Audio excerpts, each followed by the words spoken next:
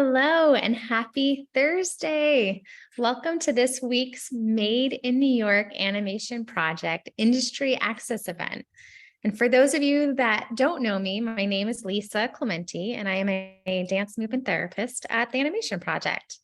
And we hope everyone has had a great first week of the summer program thus far. Oh, and Hoda, I'm going to introduce my partner Hoda over here, who's on mute. Sorry, I didn't realize I'm on mute. Hello, everybody. I'm Hoda. I'm a animator at TAP, and here today we are being co-facilitating this industry event Access with Lisa. Woohoo! Thanks, Hoda. So excited.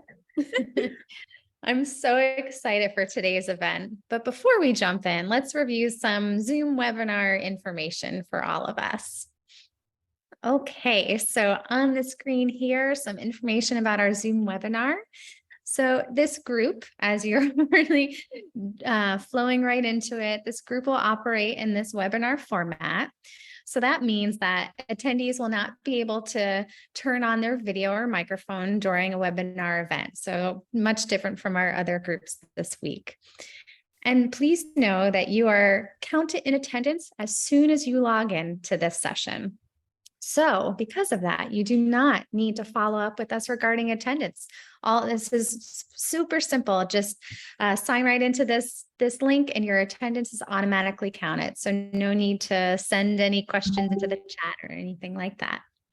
Now, just a little note here, if you happen to lose connection, because that does happen, try to rejoin the webinar as soon as possible. And know that you will still receive your incentive, even if you get disconnected from the webinar.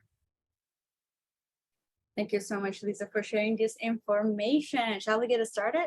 Oh, yes, we shall. So as we do in every industry access event, let's review our goals for the day.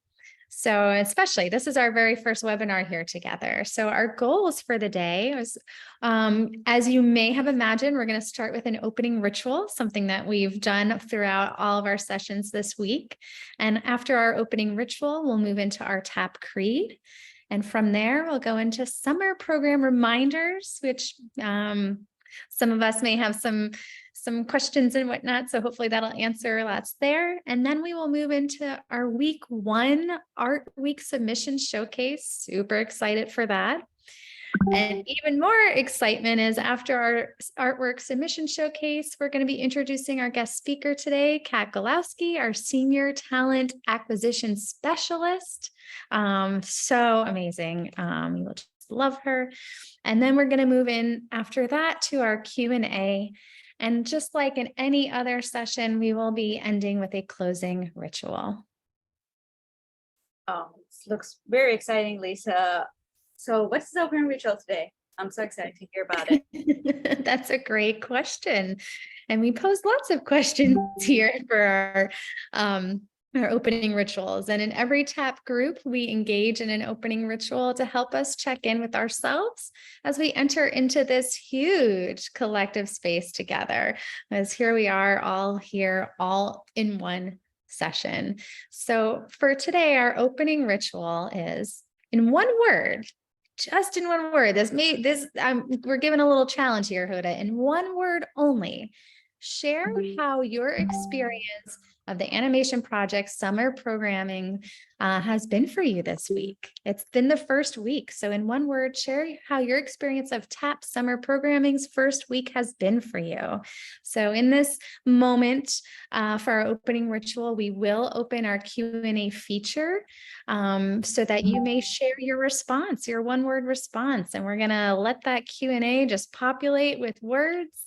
They're going to come alive in live time, and Hoda and I are going to reflect on the words that we're seeing. Let's see if there's commonality. The word will be energizing. Ooh, energizing. Yeah, I'm seeing fun, awesome, exciting, all in alignment with energizing. Informative. Interesting, exciting, amazing. Oh, there's that word interesting again. Welcoming and nice. calming and inspiring. informative, and good afternoon and fun. Good afternoon to you, Shamima, too. Informational and fun again. Yeah, we've got, and seeing inspiration once again, and amazing.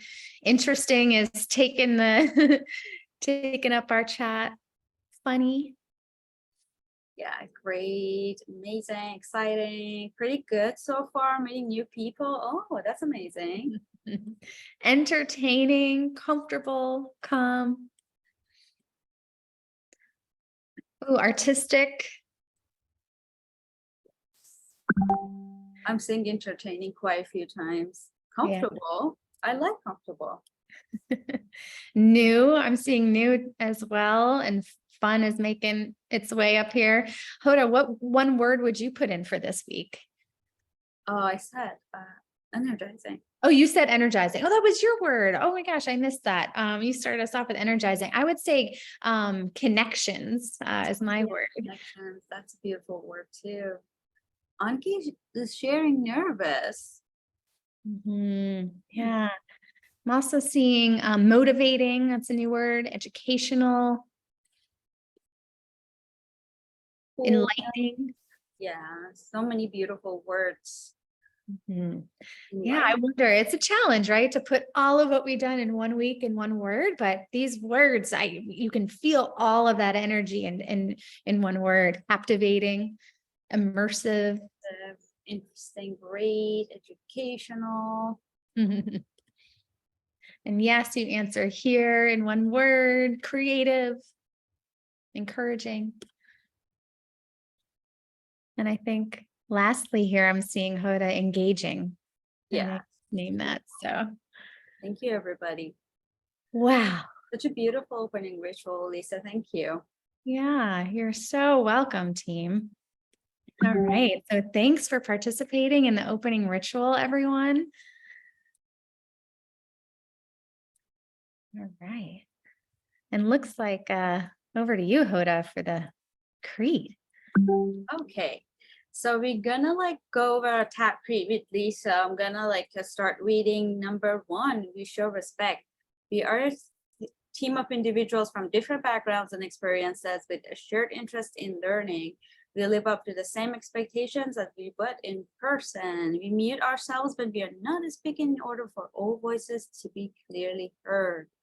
Oh, thanks, Hoda, for taking number 1 of our animation projects, Animator Creed, specifically our virtual learning edition, because here we all are in this virtual space. And this creed is a set of guidelines, right? And how we're composing ourselves and operating in these new spaces. So I'll take on number 2. We take care of our technology. We utilize our technology with care and professionalism in order to support the learning experiences for all who attend. We focus, number 3. We have a lot to learn. All our attention is focused on the group. We do our best to limit distractions around us. We wear headphones if possible. Ah, lovely. And now number 4, we participate. We are engaged in the group, and we abide by the creed when asking questions and sharing our creative work. Absolutely. Number 5, we own the content. This is our group. This is our opportunity to learn more about the animation industry and express ourselves creatively. Yeah, so much content being created, right? And lastly, number 6, we attend group. Our voices and ideas are valued. We attend each group we are registered for. We log into the group on time and stay until the end. Our Zoom names match our registration names. And that all is our Animator Creed. So now let's take a moment to review some important summer program reminders. So lots of information in here. So let's sit back and take all this in. So we have some information for late arrivals. So starting next week, so this coming Monday, July 17th, the groups will close 10 minutes after the start time. So do know that if you arrive more than 10 minutes after the start time of your group, you will not be admitted into the Zoom session. So arriving more than 10 minutes late does count as an absence. So reminding us all that that is going to be implemented beginning in our week 2, starting Monday, July 17th. And as for leaving early leavel, right, our early leave, you are expected to stay for the whole duration of each session. If you are present for less than a total of 30 minutes in the morning in the AM career readiness sessions, you will be marked absent. And if you are present for less than a total of 90 minutes in the PM production sessions in the afternoon, you will be marked absent. So those are some important little reminders here. And do know that there is no way to make up for a missed session. You will only be paid for the sessions that you attend. Thank you so much, Lisa. One of my favorite parts of the TAP summer program is seeing the art that everybody's sharing and creating. We are super excited to showcase all the artwork that has been created during the first week of our program, both inside and outside of the group spaces. So without further ado, here is our first week art submission.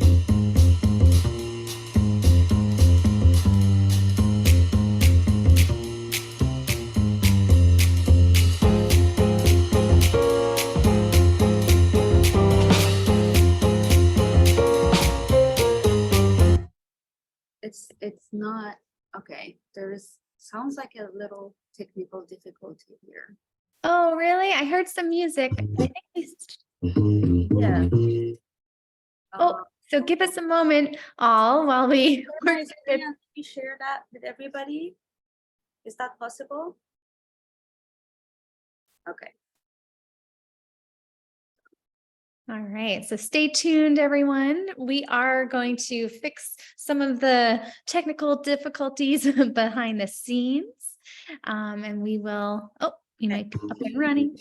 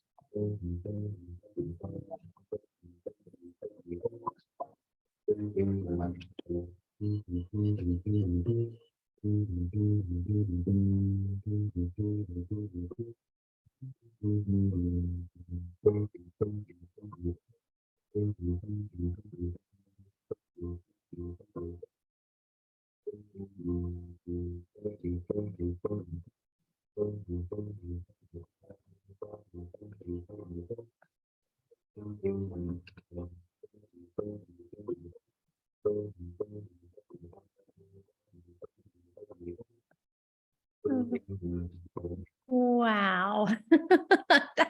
I mean, share your art and with our email submissions at theanimationproject.org. And now I'm gonna stop sharing and put back the slides. Yeah. Oh my, wow.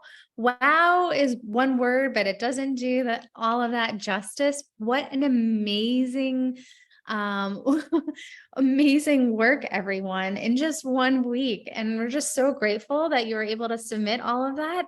And we encourage you to continue to submit your, keep the artwork coming. We will continue to showcase it right here during our Thursday webinars. And like Hoda shared just a moment ago, to submit your artwork, you can email submissions@theanimationproject.org. It's as simple as that. Just send your artwork over to submissions@theanimationproject.org.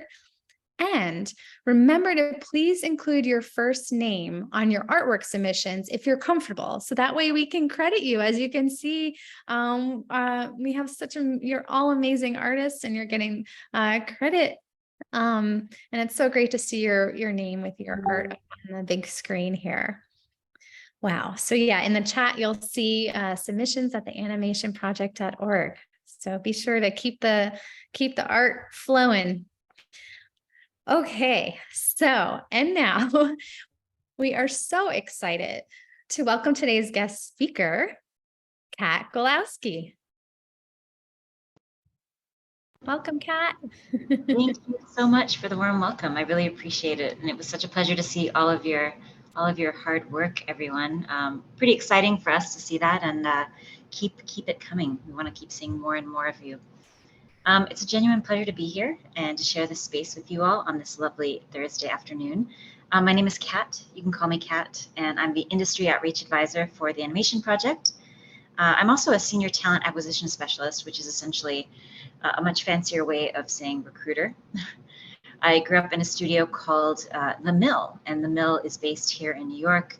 The Mill originated in the UK and then opened up offices in New York, then Los Angeles, and then Chicago. And I started off as a runner, kind of like a production assistant type role. Then I evolved into that of a 3D scheduler. Then I oversaw operations and then managed talent development for the studio. In April of 2019, I went freelance and I founded my own organization to advise, source, and consult for many companies. It's been a lot of fun. Right now, I'm helping out Nickelodeon with some outreach initiatives. They've been doing a lot of fun things with schools and other organizations and programs, and they're doing a lot of exciting things at the moment. And I'm happy to share more about what they're up to if that's of interest to you all. Obviously, there'll be a Q&A portion here this afternoon, so I'm very happy to address that. I'm also involved with an organization, and I'll talk to you a little bit about them as we spend some time together today. But I'm also involved with Access VFX, and I'm a chapter lead for them. And we promote inclusion and diversity within the world of animation and games and visual effects. And again, I'll tell you more about us throughout our time together because I'm conscious that I want to share some resources at the end of our time and just share some other updates with you. So I am your guest for this week because, personal brand is something that's very front of mind for me. So in my industry, professional first impressions are really, really important. And I can't stress that enough. How you communicate, how you connect with others. So much within our world is based off of human connection. So sort of bearing that in mind as you sort of explore the world of post-production. This is something that I think is really, really important to reference. And I'll expand upon this a little bit more in detail. But first, personal brand is what you sort of put out into the world. It's kind of how you want other people to see you, how to perceive you. I read an article, and I'm constantly reading these days, and I read an article in the Harvard Business Review that said personal brand is about visibility and the values that you outwardly present. So that's something to bear in mind as you sort of navigate your careers or think about the types of careers that you want to explore as the talented individuals that you all are. Personal brand as a topic is something worth exploring. As someone who personally, despite the number of years that I've been in the industry, I struggle with my own feelings of imposter syndrome or, like the reality of feeling you're not always qualified or you're not the right person to do what it is that you're trying to do. And it's important to maintain that sense of confidence by taking the time to understand what drives you. So that's something I want us all to think about today. Throughout our time together, I'd like for us all to start thinking about about how we want to present ourselves. I'll talk in a little bit about the idea of an elevator pitch, and then we'll also focus on the idea of professional social networking. So that's something else that we'll sort of touch upon very briefly. And, I definitely want to get your questions in as they come through as well. So I did, I think I briefly mentioned the idea of an elevator pitch, and that's something that I talk about a lot with my classes and organizations that I partner with.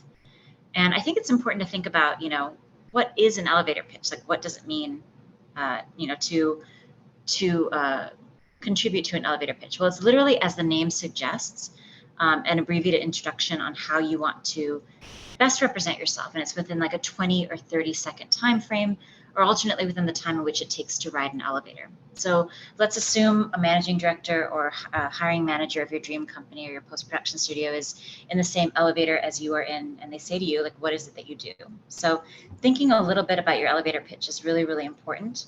Your elevator pitch is always going to be evolving. It's always going to be adapting to new environments, new job opportunities, and especially for those of us at the earlier stages of our career within this online space, it's always going to be adapting, like I said. So So the elevator pitch is essentially an enthusiastic, positive, I want to stress the word positive introduction, essentially on how best to introduce yourself or put yourself out there. So with an elevator pitch, you are establishing a little bit of a sense of curiosity from those that you're talking to.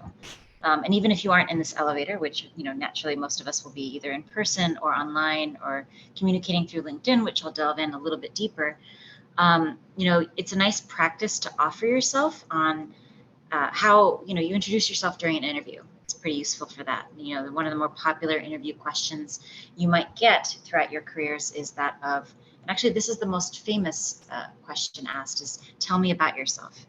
And you could respond with your elevator pitch. So it's a really good practice to offer yourself. Alternately, when we are in networking events in person or online, it's another thing to have handy that you reference. So on how you connect with other industry guest professionals or industry professionals. Time is valuable. Employers are very busy, and being able to express who you are is really, really empowering.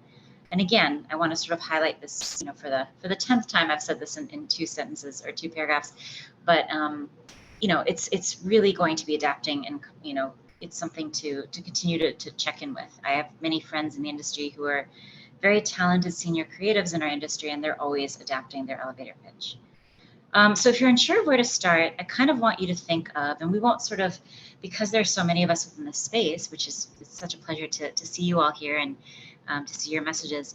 I think, you know, take a couple of minutes, or as I'm talking, I'd love for you all just to think about 3 positive adjectives to describe yourself. And you can, you know, type these adjectives out, you can write them down for yourself, and you can put them down somewhere. But the idea is that I want you to think about 3 adjectives that are optimistic. They cannot be negative. You can't be disclaiming yourself. And again, you can put them down on your laptop or your computers and your cell phones or your notebooks. But it's basically, they need to be 3 positive words to describe who you are as a person or who you are as an artist. You know, I personally ask a lot of my friends in the industry who've been in the industry for many years to constantly check in and write those adjectives down, because they're very useful. And especially when you're having days when you're not feeling as pumped about your job, or, you know, you're having a difficult afternoon, it's nice to have that as a quick reference to take a look at. Then I kind of want you all to think within the space of, what do? You know, what are your goals? Think about what sets you apart from other people. And then that sort of, these are all aspects that you can sort of have, you know, in relation to your elevator pitch. So that's something I want you all to think about. You know, it doesn't have to be right this moment, but just sort of something I'd love for you to do at some point throughout this week, or at some point when you have some availability. So I think, you know, off the back of that, you can start creating your elevator pitch, and then practice this pitch over and over again until it feels authentic and until it reads true.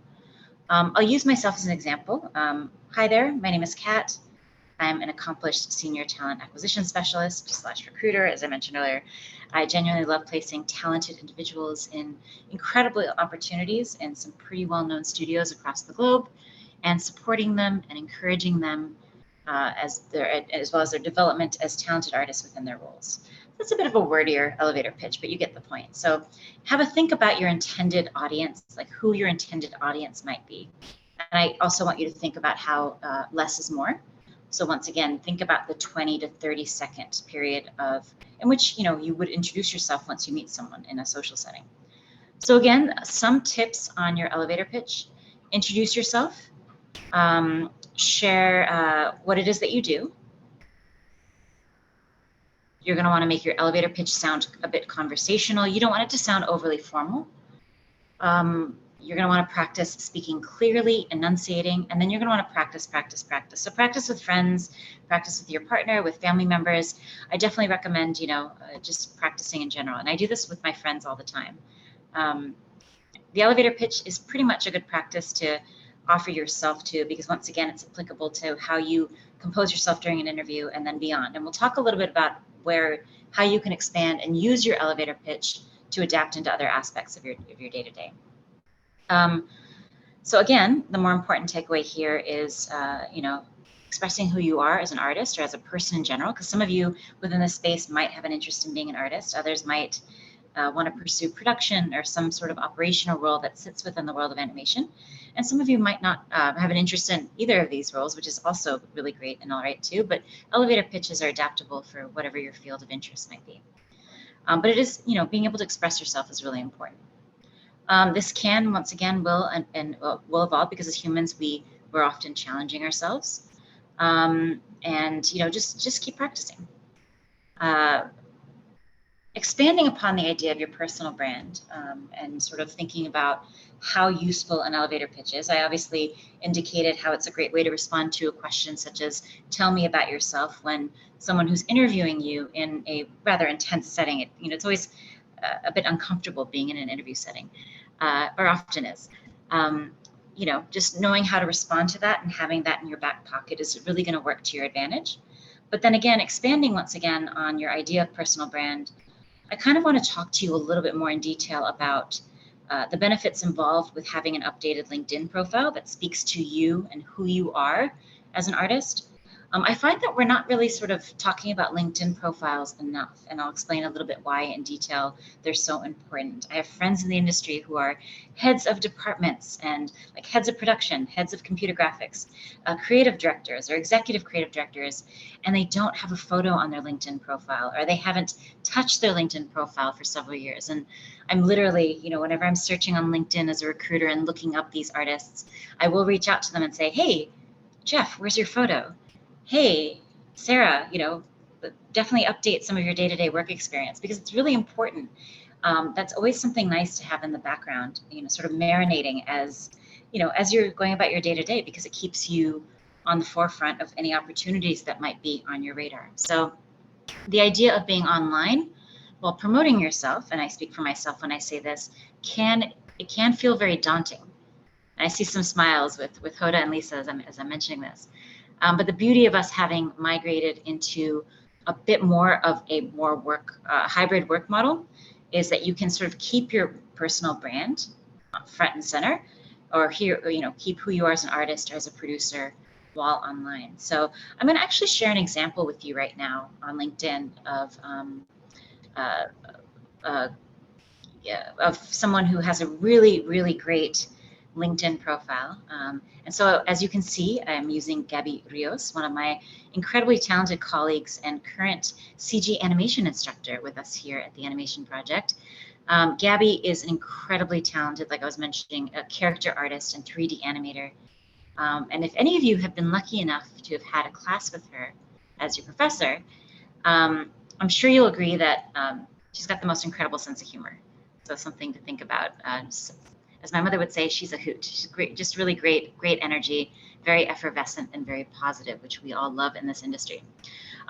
She's kindly allowed me to share her LinkedIn, such that I can offer some thoughts and musings on what one might look like for you as you update your own respective LinkedIn profiles. So I guess the first thing that I will mention to you, and I'll try to highlight a few thoughts. And if you don't have a LinkedIn profile right away, if you're at the very earlier stages of your career, please don't worry. Just take this as potential data for yourself as you sort of, expand upon your careers, or even just do some research on what types of roles that you're looking forward to pursuing. So that's something to think about a little bit. The first thing that I will mention from a professional standpoint is that customizing your URL is essential. I can't quite see on my screen the top, but the team is kindly hovering over the URL section. So your URL is public. Fellow industry professionals in the world of animation, games, and VFX might pull up your profile using your first and using your last name alone. So definitely try to update your URL to reflect something that really reflects upon your personal brand. That's really, really important. So thinking about your name, it could be your name, it could be your company name. Some of you are going to have like brands that you want to pursue and brands that you want to champion, and maybe it's your brand name. And you definitely want to keep this URL as short and as concise as possible. I'm conscious that when you first sign up on your LinkedIn, your URL will often be a reflection of both your name. And then when you first sign on, LinkedIn will give you all this, like this really extensive URL. So obviously I mentioned the URL itself. Gabby has since, changed this when she updated her URL, but there's sometimes an incredibly extensive list of combination of letters and numbers. And it's just, I'm really not sure why that is. It's some sort of code or whatnot to sort of help identify you. But it is a code that is unique to you. But that said, while it's one of the larger unknowns as to why there are all those little details there, you definitely want to update that URL. So because this is a third-party website that we're reviewing, I think I can't really show you the official set, but for those of you who do have your LinkedIn profiles, there's an option to edit your public profile and URL. It's often on the top right corner of your screen when you are logging into LinkedIn. And then you can just drop the extended numbers at the end of your profile. If someone else has your name, this has happened to a lot of my friends recently, you could put dashes in between your name. If you have a nickname, you could also incorporate that as well. Your middle name, just get creative, get clever, and have fun with it. Why am I mentioning this? Why does it sound silly? Does it sound like a bit, all over the top? The idea is that from a professional standpoint, you want to come across as detail-oriented as possible. So dropping those numbers at the end of your URL, it shows future employers and hiring managers that you are detail-oriented, you are organized, you are sort of looking for the very big specifics, and it can help set you apart from other candidates that are applying for positions and opportunities. Adding to that, you want to be as searchable and as findable as you can be, particularly if you're not actively looking for roles. It's quite nice to be able to be reachable and be able to have that contact, etc. So just, that's something to think about as you're sort of updating your LinkedIn profile. So customizing the URL is a really, really important thing for you to do. Your profile photo is very, very important. Gabby has a great profile photo on her LinkedIn.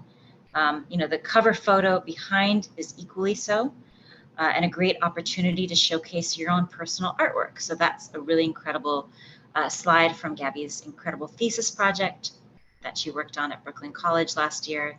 It's a really, really, really fun project. If any of you have an opportunity to take a look at it, I highly recommend it. And just obviously, the photo itself is something that's come up with a lot of fellow recruiters that I've known lately, because they've also stumbled upon individuals who have effectively applied for jobs and have not had a LinkedIn profile. So if they get applications, especially through LinkedIn, because you can apply for jobs on LinkedIn, and these positions are applied, or the individuals apply, and they don't have a profile photo, the recruiter is more inclined to prioritize those who have the photo. That just is a bit of an instinct, so something to share with you all. The headline, which is just under Gabby's name, 3D animator and character artist, is also really, really, really important. Make sure it reflects who you are, what it is that you do, what it is that you want to be doing more of, and just make sure that that's updated. Once again, much like your elevator pitch, it's always going to adapt, it's always going to change, but having that there also shows recruiters and other individuals who might want to work with you the type of work that you do and why. In terms of next, contact info, which is next to your location, also very, very integral. And it might sound quite silly, but contact info is also very, very important. When you click on the contact info of your LinkedIn profile, it's really, really important that you've got your email address on there. And when I say email address, it's important to have just wherever you're most reachable. A lot of individuals I know have their phone number listed as well.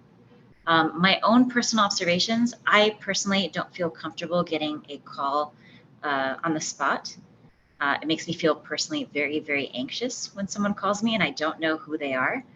A lot of my other friends in the industry, though, are very happy to get a phone call and have someone talk to them about opportunities. So add your phone number if you'd like to. Or if you don't feel comfortable, just keep it to email address, because that's the best way. You want to paper trail everything anyway. What else can I discuss in that upper part? I think that we've pretty much covered everything. Do include your location, although a lot of opportunities are remote in this day and age, but there are some in-person opportunities. Still apply for opportunities, even if they're not just location-based, something to think about. Under the featured section, Gabby has kindly incorporated other aspects of her thesis project to showcase her work. For those of you who don't have as much work that you feel comfortable sharing just yet, the featured section of your LinkedIn profile is really, really important. You can showcase works in progress, or WIPs we like to call them in the industry. If you're a character designer, they could be character designs that you've worked on. If you don't feel like you're ready to share a demo reel, for those of you who are a bit more in the industry or have a bit more experience in the industry, works in progress are always appreciated by hiring managers and other fellow industry professionals. And the featured section is also a great place to also showcase articles for companies that you're interested in. Let's say your dream job is to work at Rockstar. They don't have any open roles at the moment, but you really appreciate the latest project that's just come out. You've played the game, you've done this, you've done that. Posting an article and celebrating that studio, using the right hashtags, getting yourself out there, whether it's under featured or under an article that you're sharing, and tagging accordingly is always helpful. You might essentially be on the radar of someone whose work you really admire. Someone might see that it's your dream to work there. The studio itself might see your interests, so that's always quite helpful. So I sort of referenced the featured section. I've referenced activity. Activity is really often if you're resharing articles or reposting, etc. Now we're sort of going to the about part of the section. That is where your bio is located, where you want to sort of plant your bio. So, we've obviously talked a little bit about your elevator pitch, how that can be adapted. Now think about your bio. So something I would sort of add to this equation is the idea of the about section is like an extension of your elevator pitch. It gives a hiring manager an opportunity to learn a bit more about you as an individual. So definitely incorporate that when you can. I'd say as straightforward as possible is really, really important. Try not to add too much information so that you can also, basically learn a bit more about the individual that you're interested in talking to. It could really help set you apart. And a lot of recruiters and hiring managers do look at the about section quite often. So definitely think about that. So that's essentially like a summary of who you are. And it's an essential and fantastic way to, again, expand upon your elevator pitch, as well as offer more of who you are as an individual. I'm going into very detailed specifics, and I think we still have time, I hope. I think we're on the right path. But your work experience, so looking at the work experience, and Gabby did such a fantastic job of showcasing her work experience, of which she's got extensive work experience, having worked at the Animation Project, having worked at Pratt Institute, having worked as a graphic designer, etc. She's also been back from a previous stint at the Animation Project. Companies love to see you, especially if you're freelance and more established in your career, going back to the places that you used to work before. That really resonates with companies, and they really appreciate that because it showcases that you have that experience and you have that interest to begin with. Let me just say here. So with that in mind, your work experience is really, really important to include in your LinkedIn profile. Here, a recruiter or hiring manager is essentially looking for relevant work experience that might speak to the open role for which you might be applying or for which they might have landed on your LinkedIn profile, and they're interested in connecting with you and learning more about that. So here, you definitely want to include any positions that you've had, any positions that that might speak to the open role for which you might be applying.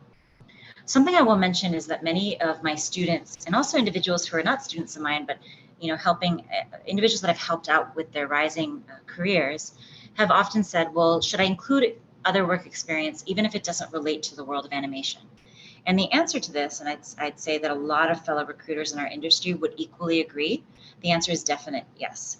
So if you are, if you've worked as a barista in a coffee shop, if you've worked in retail, if you've had volunteer work positions, this is all very, very relevant information that you can incorporate in your LinkedIn profile. They're all very important, and I would definitely include them regardless. So anytime you question yourself, please challenge yourself to include that in the LinkedIn profile. Again, if you're at the earlier stages of your career, and so many of us are here within the space, which is pretty exciting. It's an exciting stage and an exciting development in your career. it's a great opportunity to showcase any opportunities where you've collaborated with other people, and include like a detailed day-to-day description of some of of the responsibilities throughout is really important. So like Gabby has done within her LinkedIn, talking about some of the day-to-day responsibilities as a CG animation instructor, also working as a 3D animation instructor for Pratt, just having some of the little bullet points. And you don't want to exceed more than 5 bullet points. I think, three is pretty good, 5 is pretty good, but 1 or 2 is also okay. But you don't want to exceed more than 5. You don't want to have too much text there. That's what the resume is for. But that's also something to consider when you're incorporating or updating your LinkedIn profile. I guess what I would also mention within this space is definitely add those skills. So definitely include that within the details and the day-to-day. I actually received my opportunity when I first started off at the mill as a runner, like I said, and which is kind of like a production assistant, but because I had experience working in a restaurant and because I had experience working as a barista, actually, that's why I keep mentioning this in a lot of my visits. That's what sort of prompted the school to, or the mill to hire me, essentially. So having that experience and sort of showcasing that experience is really, really important. Let's see, what else? I guess I'm just trying to make sure I'm not missing anything here. All right, I guess we could scroll down now, thank you, to the skills section. Although, why don't we hop down to skills if that's all right? Actually, no, we'll talk about education. So education can be everything from a graduate program, to Gabby's point. It could be a college or university, which she's also incorporated.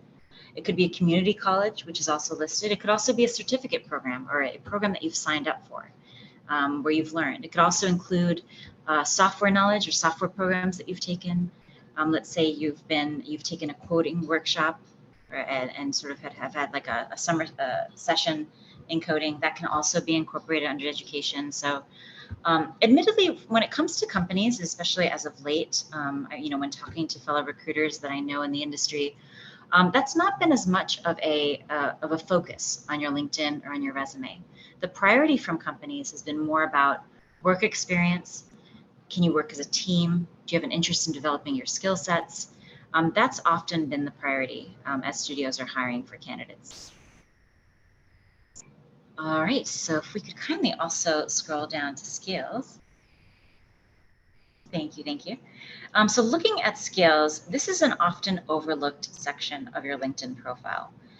Definitely add those skills. Add all the skills that you have, add all the skills that you know. I think looking at the skill details, these are specific words or keywords that a hiring manager or someone else in our industry might use to find you as a potential candidate for something. These can be very specific softwares that you know, but also these are soft skills are equally important. Communication, and when I say soft skills, I'm referring to communication skills such as presentation skills, communication, problem solving. Looking at a lot of the skills that Gabby's referenced, she's mentioned her experience in 3D modeling, her experience in video editing, her experience in research, illustration. And then you also have the option to, if you could kindly click on interpersonal skills, you've got the option to do that as well. So team coordination, those are really, really great buzzwords. Again, using words such as communication, presentation skills, teamwork, problem solving, those are all high profile buzzwords that studios want to see more of. So include as many skills as you have. Don't include skills that you don't have, because you'll be found out very, very quickly once you get hired. Studios will see that, and then they will also, probably put you to the test. And if they find out that you haven't had that skill, there might be some sensitivities there. But definitely reflect upon the skills that are really relevant to you. Everything from, like I said, the interpersonal skills, the software skills, which is like tools and technologies that you know, and then also your industry knowledge when it comes to the world of post-production. So anything within the world of animation, games, and VFX. You also have the option to be endorsed by your fellow colleagues within the industry.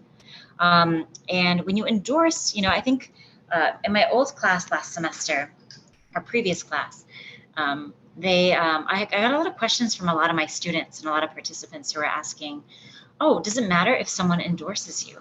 And yes, 100% endorsements matter. They sort of play around with the algorithm. They help elevate your LinkedIn profile, particularly when there's certain skills that the individuals will be putting in. I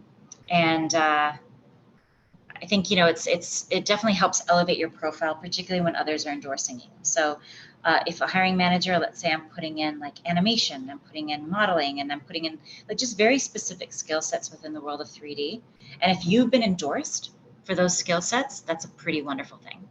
And it will definitely help, you know, when individuals see that you've been supported or promoted by your fellow colleagues in the industry. What else can I share with you? Yeah, so thinking about skills in particular, definitely update that. And I challenge you all, especially if a lot of you are, you know, as you're within this program, you know, celebrate one another and sort of champion each other within the space, because it could really, really do a lot for your profile.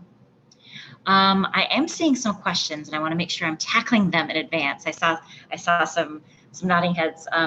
You know, I think Zoe was asking, going back very briefly to the world of education, does this program here under TAP count under education? Yes, absolutely. The certificate program, as you're sort of focusing on this program, as you graduate from this program, update that on your LinkedIn profile. That's great information to share. It's also really great to update these sorts of updates or these sorts of programs in your LinkedIn, because let's say you're being hired for a potential opportunity within the industry, and someone sees that you know, that you've worked or you've studied with TAP, or you've learned from the TAP program, and they might contact one of us at TAP and just sort of ask and for references and whatnot. And it just works to your advantage having that as an update. And we're very happy to have you here. So thank you. Alani asks a question of, can LinkedIn take the place of your resume online, or should you have both? I do think, because we're migrating to a few different types of ways in which we're being pursued for positions, or in which we're applying for roles, you should have both. But I'm going to address this question a little bit more in detail shortly, because more and often than not, individuals are looking at your LinkedIn profile over your resume. So that's something to think about, which is another reason why I ask you to update your LinkedIn profile on a regular basis. So that's something that I definitely want you all to think about. So we've talked about skills. And then looking back a little bit further, so thank you, Alani, for that question. And once again, I will sort of delve into that a little bit further. Looking under, so we've obviously looked at skills. The last thing that I will sort of touch upon before I talk a little bit about why LinkedIn is a bit more important, I definitely want us to take a look at interests. So if you scroll down to interests, you have the option to follow on LinkedIn companies, groups. This is newsletters. There are some more and more newsletters popping up, I'm noticing, and schools. So if there's specific companies that really resonate with you, so let's say, I've talked about the Mill, but let's say, let's take a look at Gabby's examples. She's following the Walt Disney Company. She's following Electronic Arts, Nickelodeon Animation, Warner Brothers Entertainment, Treyarch, Activision, all these wonderful organizations and pretty high profile companies. Framestore, another company I love a lot, all really, really wonderful people. Definitely follow as many studios as you can. Something that I've noticed throughout the past few years in my career is that not every studio updates their open roles on their websites. So that's something that I've seen a lot. In fact, once I applied for a position many years ago at a company, and I reached out to a friend of mine who worked there and found out that their portal on their website, and the portal is basically anywhere that you're receiving an application, their portal was not working. So with that in mind, they never received my application. I managed to connect with someone at the company whom I know well, and this is why networking and connections are really important. But this whole rather slightly overly chatty story from my end is all to say that it's really important to sort of also explore all avenues with which you're applying for a job. So thinking about that a little bit more in detail, follow all these studios, because most of them will use LinkedIn as a platform with which to post open roles and to post open opportunities. So that's something to think about as you sort of navigate these conversations. So Nickelodeon often will post open roles through LinkedIn. They also post on their larger website. Full transparency, Nickelodeon in combination and in their connection with Paramount, they do have a lot of open roles posted across the group, and sometimes some of these positions might be difficult to find. So when Nickelodeon Animation is posting these open roles, their Nickternships, etc., it's really nice to be able to have a platform with which to be able to follow these updates very quickly. So that's something I want you to start thinking about as you sort of look at open roles. Framestore posts a lot of opportunities on LinkedIn all the time. So these are opportunities within their studios in Europe, within their studios in Canada, the studios in the US. And these are all types of position, from the more junior roles to the more senior roles too. So I definitely want you following any company that's of interest to you. A number of my students, in fact, the majority of my students have received opportunities because they've been sort of navigating LinkedIn and really using it to their advantage. I'm noticing also in the chat, Emma asks, is a temporary job good to put in a resume? So is a temporary job good to put in a resume? Absolutely. And you have the option in LinkedIn under your work experience to, these are all really good questions, by the way. So please keep these questions coming because I would definitely love to be able to address them as much as I can. But a temporary job is definitely a great thing to put on a resume. Anything that's a contract, anything that's a short-term position, anything that is part-time also is applicable. I had a student ask me last semester, is a babysitting gig okay to incorporate in your work experience section? And absolutely, these are all really relevant positions because they showcase that you have experience, you can be trusted, you're professional. These are all very, very important skills to incorporate. So looking at the group, the companies of interest, that's definitely something to incorporate. And then going back to Alani's question from before, I'm really, once again, starting to notice that many of us as recruiters, are beginning to use LinkedIn more than we are looking at CVs or resumes. I know that I often do. I know that when I work with different companies, I tend to look at your LinkedIn over your resume. So I prioritize that as well. We're often looking at just sort of how recent you've updated your LinkedIn. There's also the option on your LinkedIn profile that, especially if it's updated and nice and neat, will often download the information from your LinkedIn profile as a PDF. So definitely keep things current within that space. And with your more recent roles and projects, when you update this consistently, that really works to your advantage. What else have I feel like I've covered everything within the LinkedIn section. Now, I think one more thing I might add, because we are starting to talk a little bit about resumes. I do believe Gabby has her resume on her LinkedIn as well. I was looking at that earlier. I need to triple check that because I think it was down either on her website under contact info. Oh, you're navigating this faster than I could, so thank you. If you look on her website, I believe it's under her website. I'm trying to do things from memory a lot as well. Where is she? Under About? She might have taken it down. Maybe not. Oh, please hold. I know I've got her website somewhere. Thank you for bearing with me, everyone, while we try to track this down for you. That's also great, just looking through her website. Well, it's wonderful. She's got a really, really nicely laid out website, so it's really nice to be able to sort of see that and navigate that as well. I will also try to take a look because I'm pretty confident I saw this either on her website or on. Please hold. We're going to track this down and get this to you ASAP.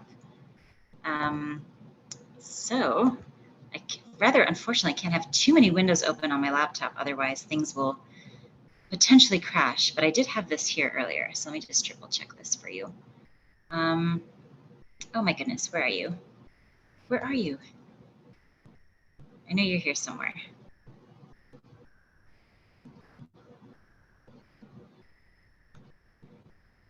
I want to make sure I'm not missing any of your thoughtful questions either. No, I think we've covered all of your questions, but I know this is here somewhere. Thank you for bearing with me, everyone. These are all such thoughtful questions you brought up thus far. And we'll definitely cover a few more. let me see here. I might actually pull up on the fly, as we often do in our industry. I might pull up one of my other former students as well, her details, so that we have something to use as a point of reference. My goodness, where is she? And to chime in here, I know there's been some thanks in the chat about all this amazing information so far. That's wonderful news. Thank you. You know what? I know what I'm going to do, just because, but it's also been such a pleasure answering your thoughtful questions. Thank you all. So I am actually going to pull up another link for you all. Stand by. I'm just going to just share this, and I'm going to see if my lovely colleagues can potentially share this with us. Totally on the fly. I'm really keeping you all on your toes today. So please hold. Let me just see here. Thank you all. This is often what we do in the industry. We kind of tend to keep things very improvisational, and we have the time. So no, and in the chat, I just wanted to name all your search and Kat that Daniel is writing in. All this info is very helpful and useful. So thanks so much. Oh, thank you. I appreciate these kind words. So thank you. All right, so we are going to, if everyone has no objections, I'm going to see if my lovely colleagues can kindly help me pull up. I've shared this with them. One of our wonderful other fellow animators within the animation project, Summer Tan. Summer Tan is actually one of my former students at Pratt, and she's also been working with us. We've had the luxury, the pleasure of collaborating with her as well. So we'll share her work shortly with you all, and we'll cover her resume.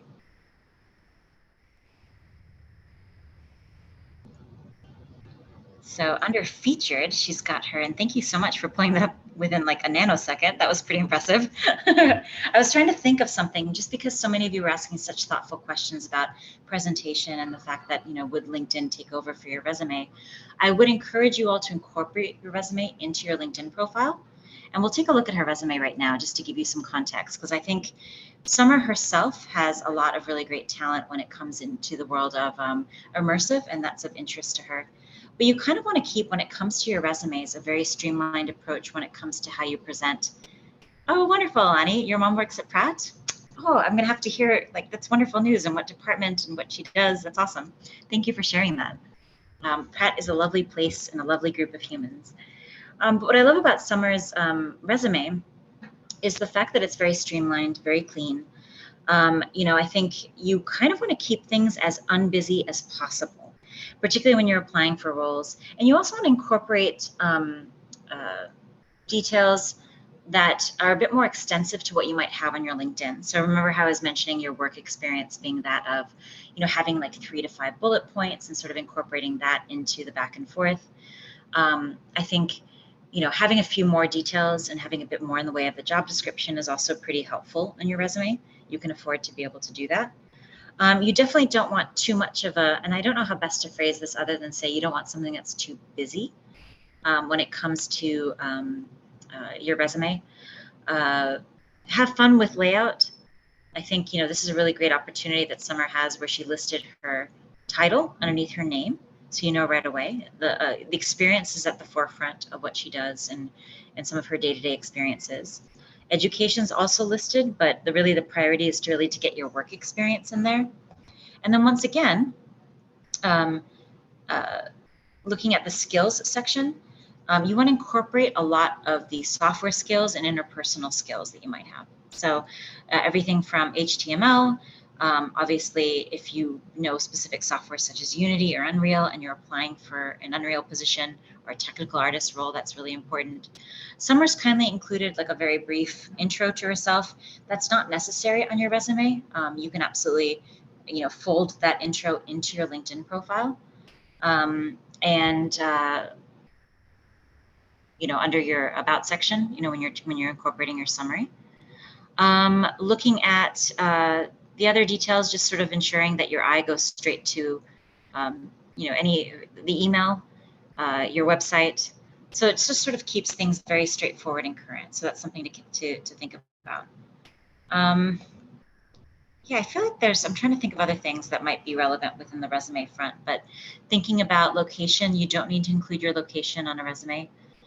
Because we're living in this more hybrid and often remote work model, it's not mandatory that you incorporate that as well. So that's something to think about. And then adding to that, I think also, I love any other skills that you want to incorporate. Not every recruiter, this is also on a per recruiter or per basis.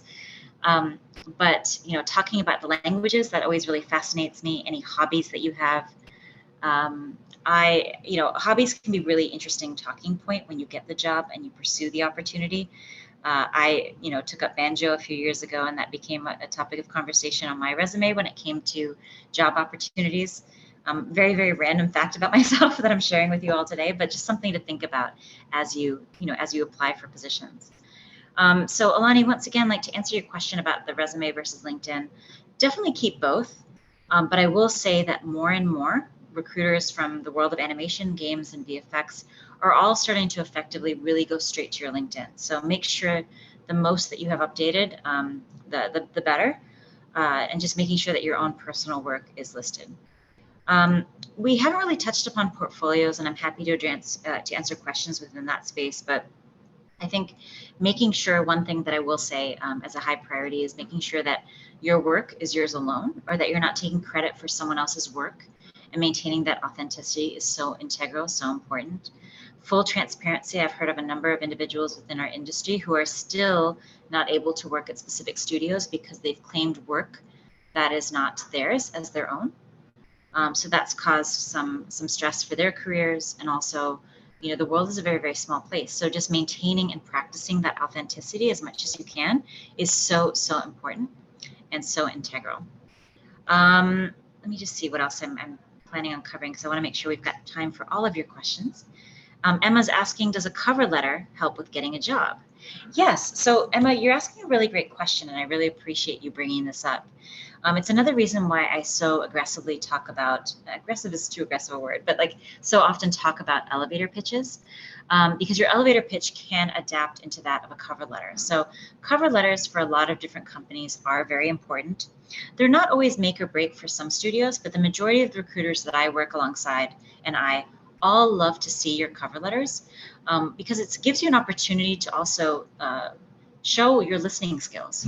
And listening skills are also very integral to you as an artist and who you are, and how you identify potential opportunities as they come up. So with that said, when it comes to a cover letter, and thank you for bringing this up, it's a great opportunity to expand upon your elevator pitch. So maybe that first paragraph of your cover letter, you're introducing yourself, you're sharing for what job that you're applying and why. Why are you applying for this studio? And then the second part, or the second paragraph, will essentially reflect a lot in the way of, why the position that you're applying resonates with you.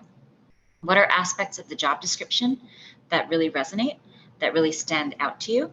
And I think, if you have the luxury and opportunity to look at a job description for the role for which you're applying, finding some of the target examples from the job description that really resonate and reflect your strengths, showcasing that will show a studio that you are the right person for the role. I think, what else can I say about that second paragraph? Talking about, most artists and most studios love to hear the idea of, why they're great. And I say that very affectionately. So let's say you're applying for a position at the Mill. You kind of want to be able to help celebrate and champion the studio, and why, is there a particular project that the Mill worked on that really resonates with you? The Mill's known for a lot of Super Bowl spots, and specifically with a client such as Budweiser. So what of the Budweiser commercial really resonated with you? And just make sure that you're also addressing the cover letter to the right studio, because I've gotten some cover letters that were from other different companies. But But yeah, so that's a really great question. And then the third closing paragraph, I would try to keep it, kind of like 3 separate paragraphs. You kind of tie everything together, showcase once again why you're the right fit for the position, and then also just sort of, show your contact information. So when you close out your cover letter, you're going to want to say something like best or sincerely yours, Emma Bailey, and then beneath your name we'll also list, your email address, your portfolio, your LinkedIn profile, all the relevant ways that a company can reach out to you. So thank you for that question.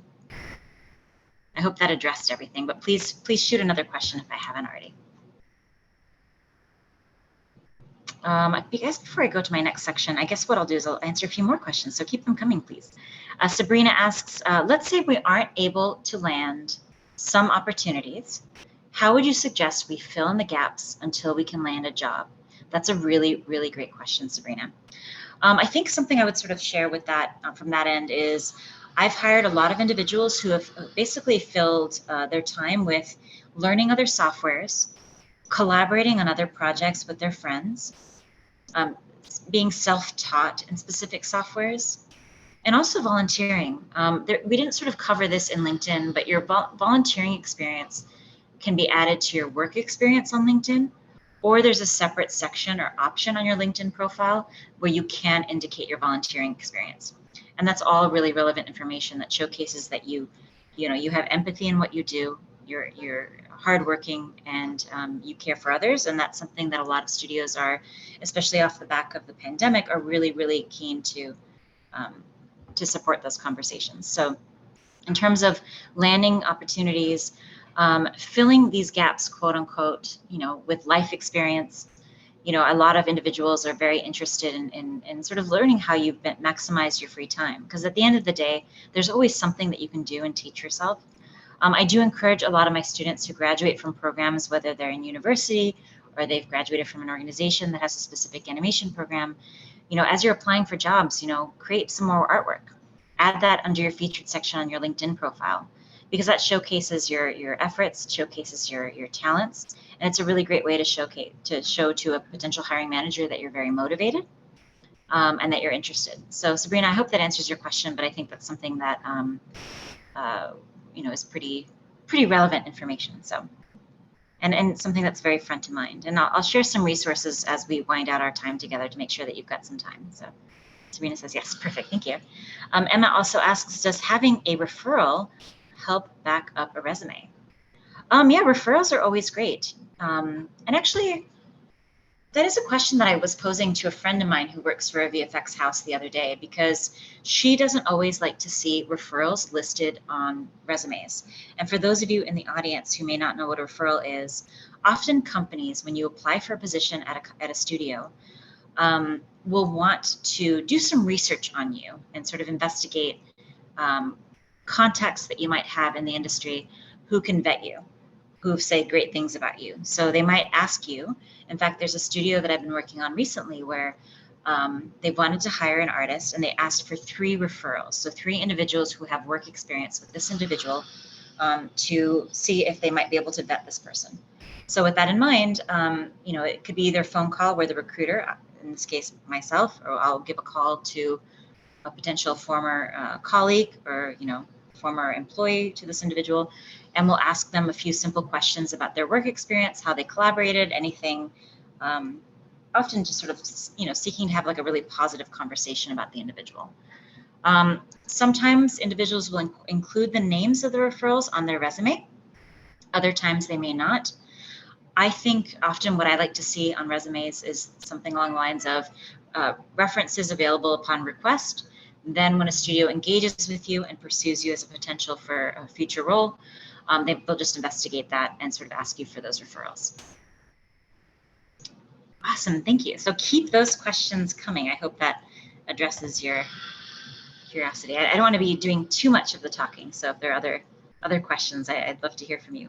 Lisa and Hoda, please feel free to ask me too if I've missed something, because sometimes I tend to go on all my tangents and appreciate that I might forget some things sometimes. What else can I share with you? So, you ask such thoughtful questions when it comes to our industry, and I want to make sure that, keep the questions coming. Let's keep them going. I see them popping through again.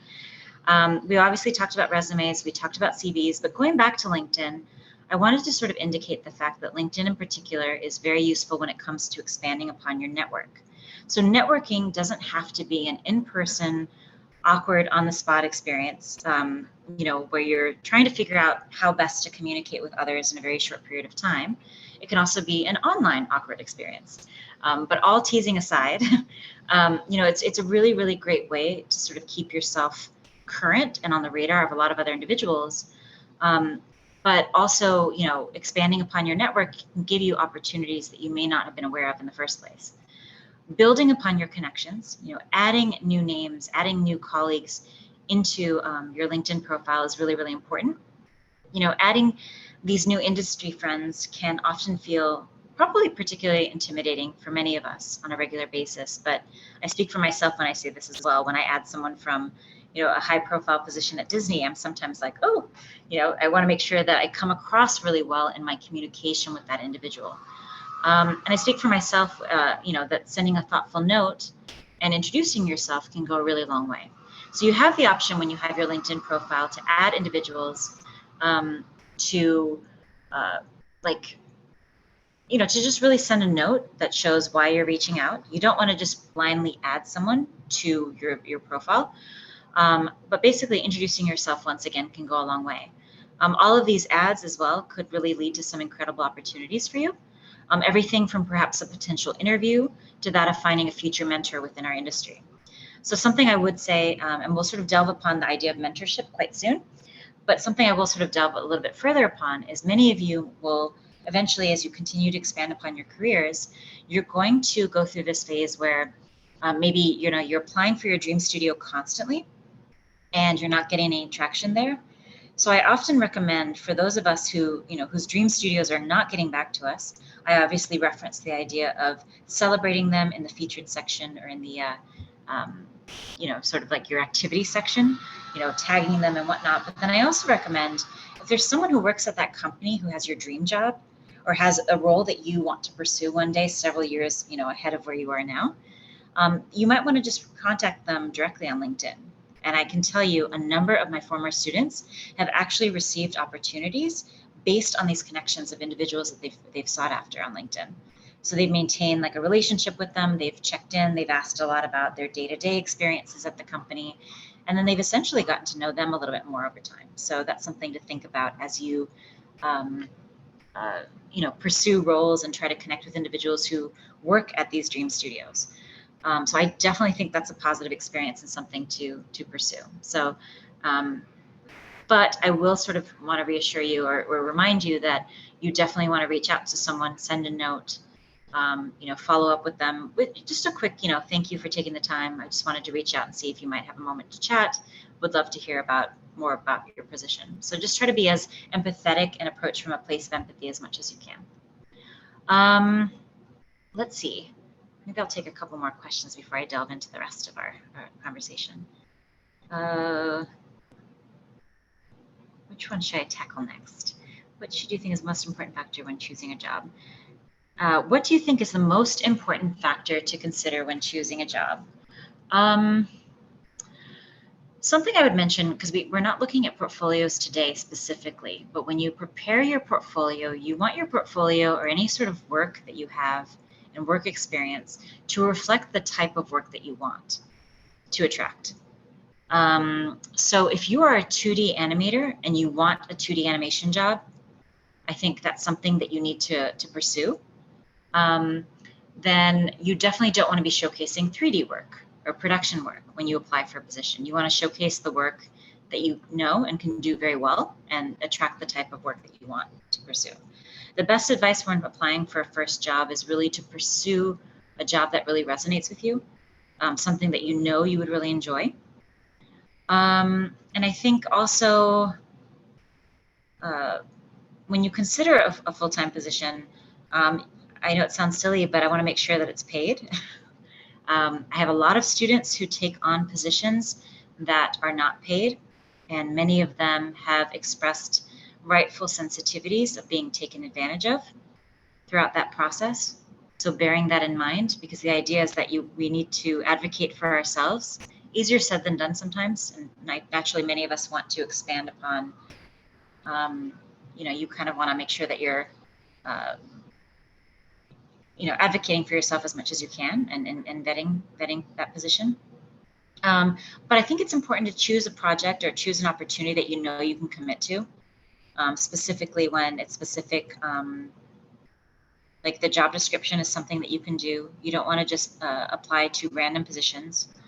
And it just needs to resonate with you, and it needs to be something that you feel you can fulfill the responsibilities of. So I hope that answers your question. Oh, I'm getting a few more. This is great. Yeah, I can see like very interesting question, which is like, maybe if you rephrase it, we can answer it. So Jalen says, what if the job that you want don't want you? So Ooh. maybe it's talking about qualifications. Oh, so that's, I think it sort of disappeared. 1 second, I just want to make sure.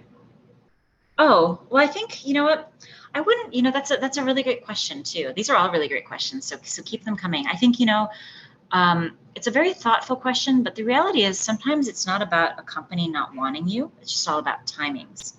So you might not be ready for that position yet, or they may not be ready for you. They may not be filling that role anymore. So the reality is that sometimes you might apply for a position, you may not hear back. Try not to take that personally. It's easier said than done. As recruiters, we receive emails, so many emails a day that we also often will try to get back to everyone individually, which means it takes even longer for us to get back to every single one of our applicants. And also it's about timings. Sometimes studios may not be ready for you just yet because they want you to have a bit more work experience. You are always welcome to, and this has come up in previous visits I've had with TAP as well, where you can, not everyone will get back to you right away just because of how many individuals are chatting to you. But you are always welcome to ask, what is some feedback that you might be able to receive if you apply for a role, you have an interview, and let's say you're not hired for the position. What are some things that you could do to make yourself more attractive as an applicant for a studio? You can absolutely communicate that with them. And a lot of companies will often give you that feedback and share some other skills that you could work on, or maybe they want you to have more work experience. So just sort of thinking about that as well. I wouldn't say that it's not that they don't want you. I'd like to rephrase that and say that it's maybe more so that timings haven't aligned just yet for you both. Thank you so much. One more question that I'm seeing, it's interesting. What's one thing that people get wrong when setting up this type of thing? I think by this type of thing, they mean with their resume or like, Oh, for the resume end. That's a good question. I would say, let me think. So when setting up this type of thing, okay, so if that means for the anonymous attendee who asked that question, please let us know if we're not addressing your question fully. But I'm assuming it's either, to Hoda's point, resume or LinkedIn. I wouldn't say that people get things wrong, but there are just some things that you might do that are maybe not as high priority. I think something that I've noticed when it comes to resumes is that they just get, and I said this term before, they get very busy. There's too much information on there, and you just want to keep the information as streamlined as possible.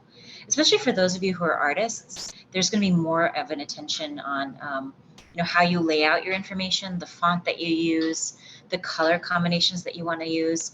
We're not really in an age where we've sort of gotten past the point where we're printing out resumes. We'll often keep them as digital copies that are scanned or in a database, depending upon the studio. But you'd also want to make sure that it's, the background is legible so that if it is printed, it doesn't come across as like you can't read the information on the resume. So that's something else. You also don't need to, in this day and age, include an image of yourself on the resume. Definitely have a profile photo updated on your LinkedIn, but on your resume itself, we don't necessarily want to see like your photo. That's not necessary, especially if you also incorporate your resume on your LinkedIn. So that's definitely something to think about. So please, anonymous entity, let us know if we address that properly. And then I also see another question, and no apologies on the questions, keep them coming. What do you think is the most challenging aspect of finding a job in today's job market? That is a very, very current and very, very important question. In light of a number of strikes that are taking place in this day and age, and us wanting to make sure our writers and our actors are all protected and supported by our fellow members of the industry, you know, there are a lot of productions that are on hold right now, in the world of episodic and features mostly, but that's also trickling into the world of commercials and games. So I think the most challenging aspect is really that there are fewer opportunities at the moment. It might feel that way, but these moments are temporary. We're hoping that, you know, things pick up very soon. But I think keeping your optimism is really, really important in this day and age. Companies have gotten to a point where, off the back of having with the pandemic having started, of being able to work remotely. So being able to support those of you at your earlier stages in your career, being able to get that sense of support from fellow industry professionals, and also even in a remote setting, despite being a more junior artist, or I don't know if I necessarily like the word junior, but maybe like an associate type position. So thinking about that. So try to keep the optimism there, and also recognize that as there have been, you know, hopefully, you know, temporarily, but like as there have been, you know, fewer opportunities for the minute, and some aspects of our industry have slowed down, there are other aspects that are picking up, especially in the world of animation as well. So thinking about that and just keeping that motivation, and just try to keep sharpening your skills as an artist. I think the beauty of our industry is that softwares are always evolving, opportunities are going to continue to take place. So ways in which you can sort of help set yourself apart. You know, there are a lot of opportunities in this day and age in the immersive space. So for those of you who know Unreal, those of you who know Unity and want to pursue roles within those areas, there's a lot brewing at the moment. So just, you know, maintaining that sense of optimism is probably the biggest challenge, especially at a time when, you know, some things might feel uncertain. But again, I'm hopeful that it's more temporary. Dylan asks, if you get offered a job but the work environment isn't what you expected, and this has happened to many of my friends and fellow colleagues, should you quit or deal with it as long as is possible? That's a great question. You know, there are channels where, you know, there are advocates in the world of human resources and, you know, hiring managers and leads where you can advocate for yourself and have these conversations and communicate the toxicity of the work environment. Full transparency, I don't want anyone staying in an environment that's unhealthy, that affects one's mental health, that affects one's physical health.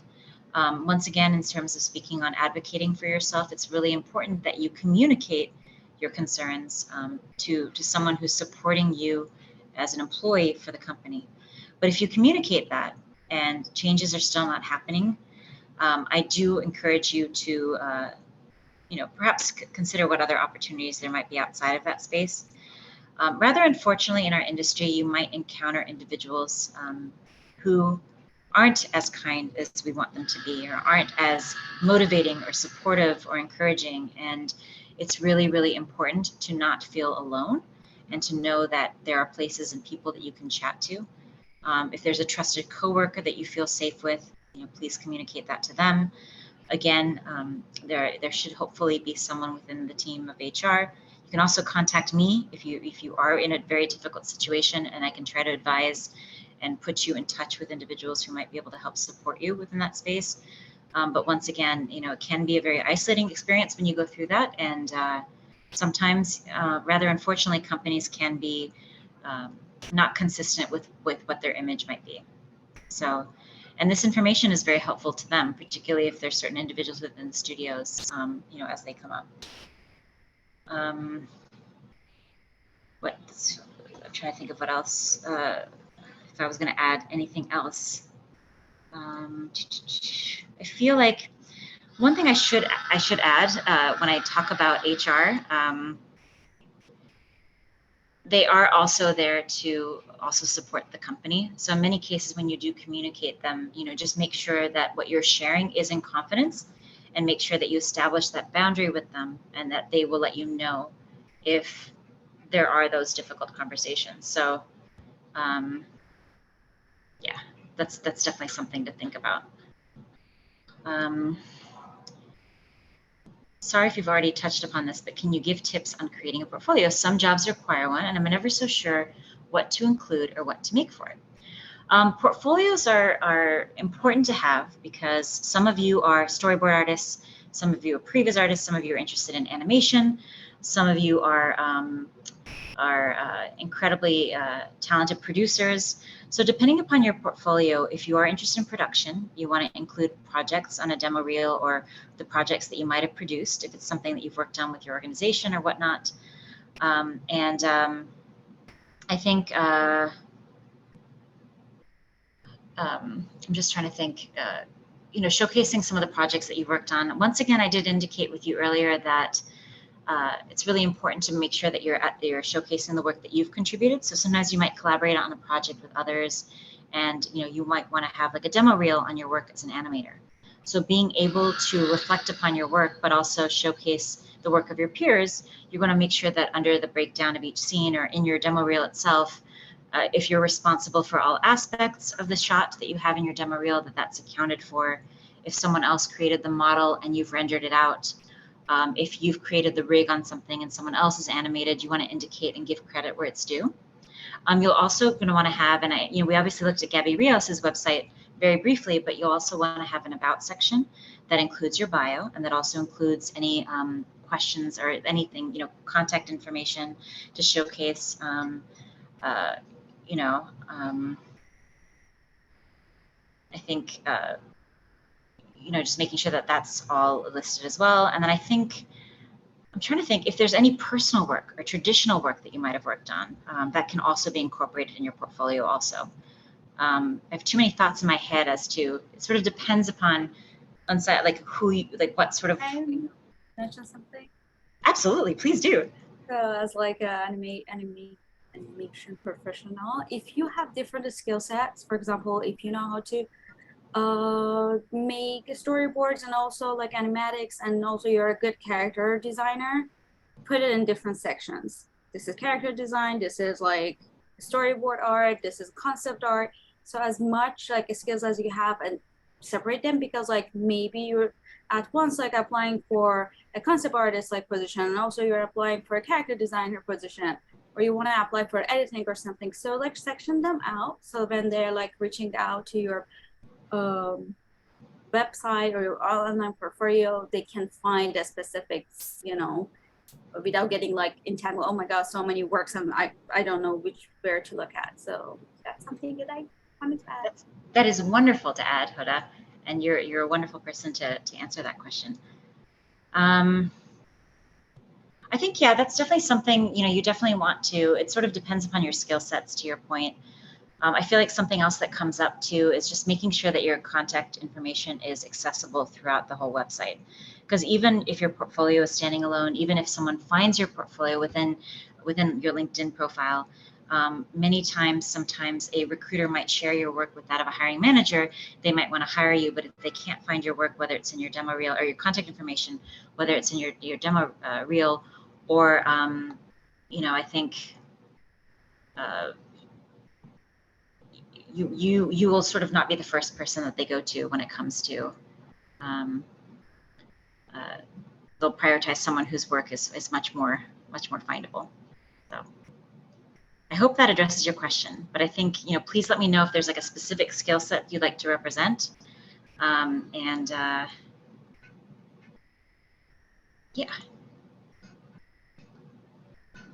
I'm trying to make sure I'm addressing all the other questions. Emma also asking like an HR related question, and they want to know Absolutely. if they can address racism in a job place. Oh, I didn't see. Oh, Ansa says, thank you. I don't have anything specific in mind. It was more of a general question, so it was very helpful. Okay, wonderful.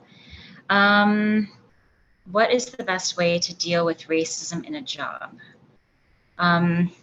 Rather unfortunately, and yes, Hoda, your background decor is so cool. So rather unfortunately, this is a reality in any industry, and I'm afraid that it happens a lot more than what we would like. I think, I'd like to disclaim by saying that my advice is not the only advice, and there are many different ways that racism should be dealt with. But any sort of bullying or experiencing racism in our industry or anywhere in life can really be make us as individuals like very fearful, cause a lot of mental distress, and it's really incredibly yeah, I mean, I have a lot of friends in the industry who have been affected throughout the years, and you know, having a support system, individuals that you can connect with, communicate with, you know, I think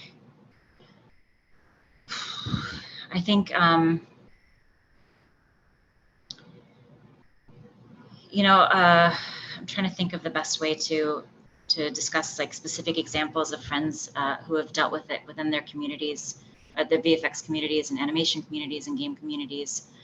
A lot of them have, and I've spoken about, you know, having these conversations very openly, I think is really, really important.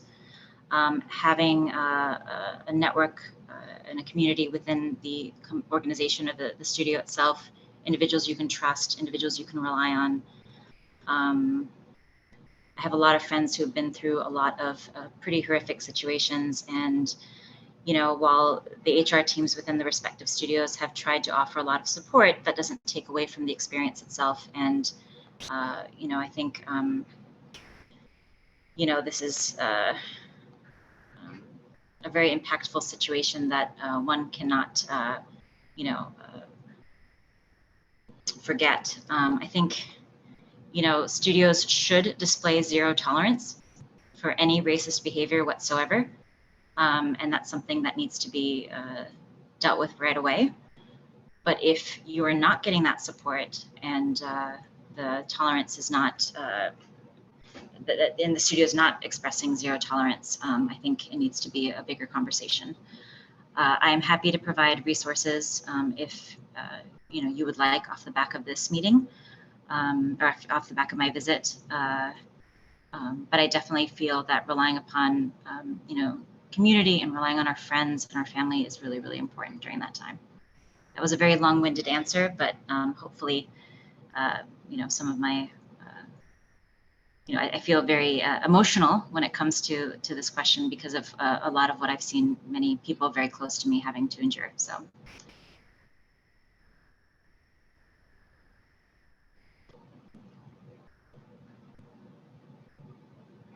I feel like, are those all the, did I answer all the questions for the minute? I believe so. I think there was one all the way back from the where you first started out. So with talking about elevator pitch. So I wasn't sure if you wanted to hold off on that, but some Alyssa was asking, is there going to be, there was such great information there. Is there going to be any documentation of all the amazing information you you gave on the elevator pitch discussion? I'm totally missed that question. I'm so sorry. I think I've been looking under answered and dismissed sections rather than the open ones. So thank you for Hoda jumping in. You know, I don't have a document with this information, but there are some websites that might be helpful. One thing I will mention, there's an organization called Find Spark, findspark.com. My dear friend and former co-teacher, Emily Mithner, does have some information and helpful resources on elevator pitches, on you know, like interview questions. I think it's like really quick, easy to access information that might really resonate. So I definitely, you know, this wasn't one of the resources I was going to add, but I think this is an extra bonus resource that might be helpful. So I definitely think findspark.com, findspark.com. You can find a lot of information there. It's also a great newsletter you can sign up for with open roles and opportunities. So I'm sorry I missed that earlier. So I've spoken a lot more than I planned. And before I do want to share some additional resources for you all as I wind down on my monologue. I realize that sometimes when you're talking so much, you're just kind of, you know, just, you know, want to make sure that we're addressing everything throughout. So I mentioned when I first joined you earlier that I am a chapter lead of Access VFX. And if you are interested, I definitely recommend, if you want to become a mentee and to be paired with a mentor, it's a free resource and I highly recommend it. Can't recommend it enough. You'd like to find a mentor to help support you on your goals, whether you're an artist or you're a producer, you're interested in animation, games, or VFX, I encourage you to sign up for Access VFX. Lyndon kindly posted this in our chat earlier, the link for Access VFX, but you have the option to sign up, become a mentee, and then over time, they'll try to pair you with someone whose interests really resonate with you all. And, in pairing you with a mentor, you'll have really incredible insight into the world of CG, compositing, production by someone who has been in the industry for several years. And I believe that this link will be posted again for your reference. So there we go. I think it's, so that's definitely something that I recommend taking a look at. And once again, it's a free resource for those of you who know Slack. It's a really great way to get access into just connect with other individuals and also to network. So adding to the above, I think there might be some of you in our audience who would like to learn how to animate, which is also great news. So in addition to that, there are a lot of really, really free resources in our industry that might sort of really resonate with you. I highly recommend Blender as a software to explore. It's an open source 3D animation software. There's an incredibly supportive and engaged community within the Blender world, and along with some really, really helpful tutorials, which is really great. YouTube is also a really fantastic resource. Many of our friends in the industry who are quite senior often check in with YouTube to finesse their skills in 2D, 3D, and design. So here you can learn digital artist techniques, follow free channels that focus on, once again, Blender, Pluralsight's another website, etc. So I guess in the interest of time, I'll quickly round out with a quote from Paulo Coelho. Anyone who knows me, especially at TAB, knows that I love lots of quotes. There's only one thing that makes a dream impossible to achieve: the fear of failure. So you've all got this. You've asked such really incredible questions. It's been such a pleasure to get to know you. I definitely ask that you please stay in touch. I am on LinkedIn, as you can imagine, and would love to hear from you. I do want to emphasize how much I truly enjoy hearing from you all. I guess, I don't know if there are any other, if I'm missing anything. Have I covered everything? I believe so. Yeah, I guess you did. Sorry, I'm looking at the time and I panicked. I'm like, I've been speaking too much. No. And I mean, if there's anything else, Kat, there's still a little bit of time if you need it, but wow, just thank you. Thank you so much. So much wealth of knowledge, wisdom. And I'm going to go check out my LinkedIn site. So many amazing tips here. I hope that was helpful. And if any of you, because obviously in the interest of time, I know we're sort of, I'm leaving you off the back of this visit, but please reach out with if there are other specific questions we've not addressed. And once again, if you want some support or resources to address an issue that we may not have covered within the space, please let me know, because I can definitely help within that area. And I'd love to be of support to you all. So thank you again. Thank you so much. And I see a lot of appreciation words in the chat for you too. Like, thank you so much for this beautiful information. Yeah. Thank you. Yeah. Wow. Thanks again, Kat. And don't go anywhere, group, because we are going to stay here to close out our group. And yes, thank you all, everyone. So please guide us through our closing ritual. Absolutely. So for our closing here this afternoon, you may use words or emojis. So you get to feel what's right for you for expression today, but we're going to be answering, what is one thing that you will be taking away from this first week of summer programming here at TAP? So again, what is one thing you're going to be one thing you'll be taking away from your first week here at TAP? You can use words, emojis, and you could put that into the Q&A. We will be utilizing the Q&A feature for you to share your responses. So you can let emojis and words fly through both series of emojis. We are a creative bunch here, so we'd love to see how you express what you will be taking away with you from your experience after this first week of summer programming here with us. And the Q&A somebody like posted knowledge and growth, inspiration, knowledge. Mhm. Oh, I'm seeing the emojis with the Emojis. sunglasses. Cool emoji. Informative knowledge about LinkedIn, creativity, self-care is important. Maybe I should update my LinkedIn. Jade said, I don't know what this song emoji is about, but maybe like, I don't know, funny, happy, silly. Yeah, seeing some facial emojis coming through. One thing that Emma will be taking away to do stuff is start writing or drawing down your ideas until something sparks. So we've got some sparks. Got a phone emoji. Yes, a student emoji. Is it a student or is it a studious? I don't know. It's not. Yeah. Also, Chanel shared that it's nice to collaborate with others after getting used to working by myself. That's also a very good takeaway. Sully writes, and using my resources and of instead of taking it for granted. It's amazing. How to create an elevator pitch. Oh, we got some more emojis coming through. Got the painter's palette, the artist emoji, upside down smiley face. Izan also said that how to create my elevator pitch. Yeah. Very important info I've learned. Knowledge. Patience is key when finding a good company to work for, and only growth can be acceptable with future. Beautiful. Grace is taking away different roles in animation and what they do. Fantastic. Open-mindedness. Friendships and creativity. More knowledge. Skills. Nada, love today's session. Some more emojis coming through. We've got some studious emojis with the glasses on. Some creativity. Wow, thank you, team. I'm seeing the brain emoji. Love that.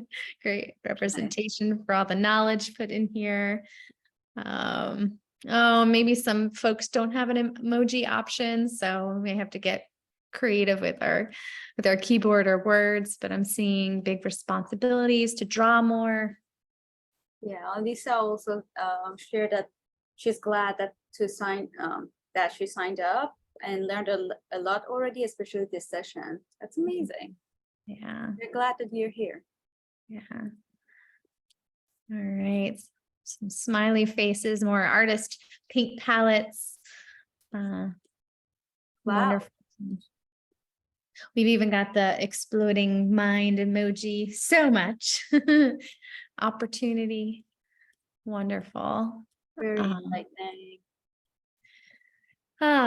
And maybe we can, I see this heart, hand heart emoji. So thank you everyone for participating in the closing ritual. This is a wonderful one to kind of close out with here. Yeah, and thank you all for joining us in today's Industry Access event. Please remember to stay connected to TAP by following our social media accounts, and which are going to be posted in the chat.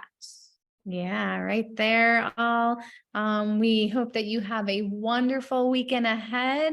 We'll see you really soon. Goodbye, everyone.